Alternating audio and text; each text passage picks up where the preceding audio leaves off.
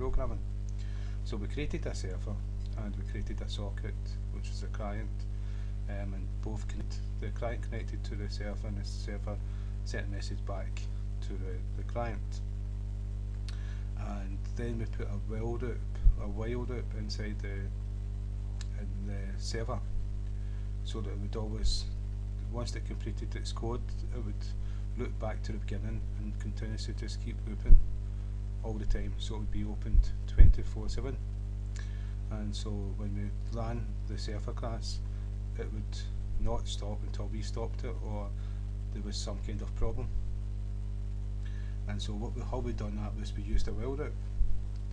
And what I done is I created, because what we're going to do is we're going to use a thread so that more than one can connect at a time. We've not went into threads, but we're going to go into threads, but this is just to cover the threads for using for a server. And I created a class and we called it Runnable class, and what we've done is we've used implements Runnable. Now implements Runnable, there's two ways of doing a thread in Java. One is to extend the thread class, and another one is to implement the Runnable interface. Now the thread class has a run method inside it, and when you implement the Runnable, you've got to implement this run method, and so any code that's inside the run method will be executed as a thread. So there's the run method, and what I've done is I cut and paste the code from the server class in the last tutorial. I put it into the run method, and so when we create the thread and pass it this class, instance of this class, this code will be executed as part of a thread. And so if I go back to the server, I cut and paste all that out, and so all I need to do now is make an instance of this class. So Runnable class, and we said RC equals new Runnable class. Now we've got an instance of it, and so I created an instance of the thread class. So thread, we could do it all in one line, but we've done it in two lines here. Thread tr equals new thread, and we pass the method, the class that has the Runnable run method in it. And so what we're doing is we're passing this whole class, and the thread will actually execute the run method inside this class. And what we all need to do is just start it, tr.start, and all the code from the Runnable class will be executed. And so if I run the program, run server,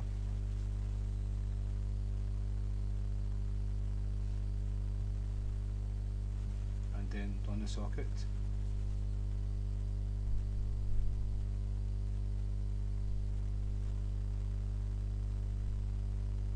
it's taking its time.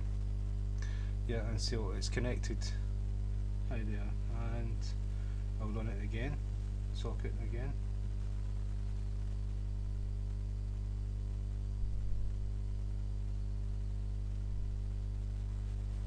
And you can see it's made the connection again. Okay, and what I'm going to show you the socket. I've actually got two servers on it, so instead of starting it once, I've started it twice. So if I stop at start the socket once, well, that's me doing it twice again.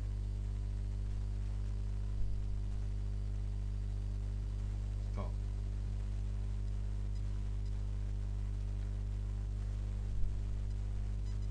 Right, start again on the server.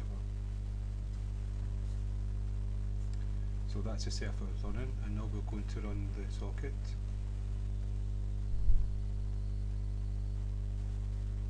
And you can see it's connected. If we run the socket again,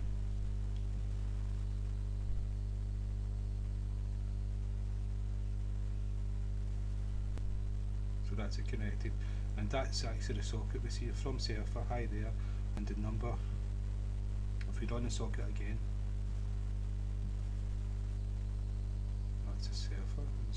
back to the socket, I think, yep, a different number.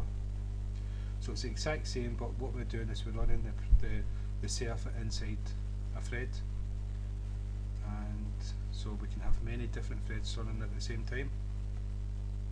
And to show you what's happening here, what if a code that we put inside the run method is going to be executed? So we'll go back to the Runnable class, and if I comment out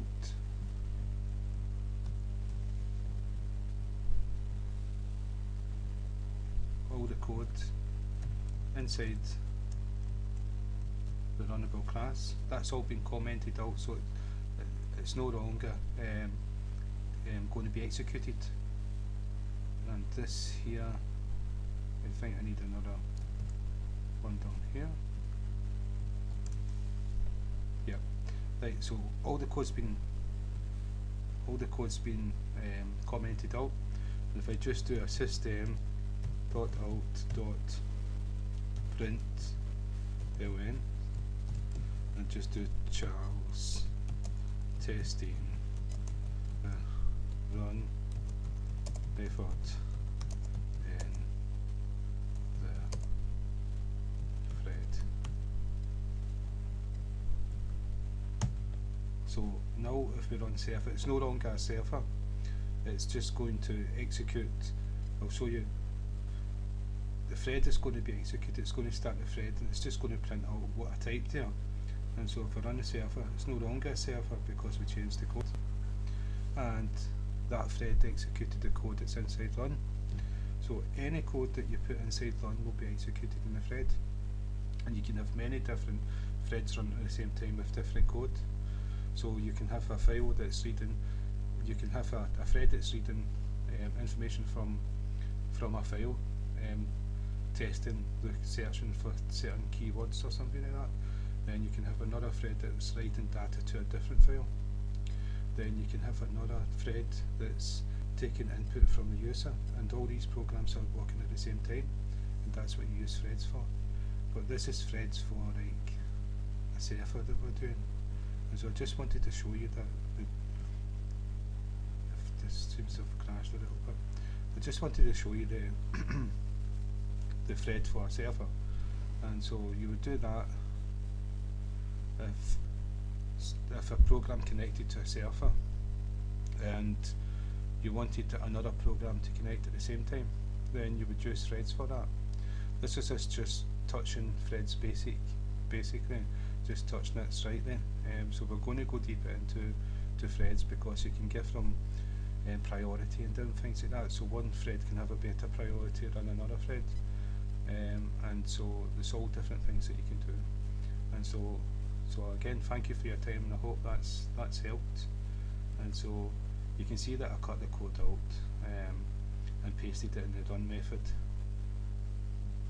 and it's this here, Runnable, and implements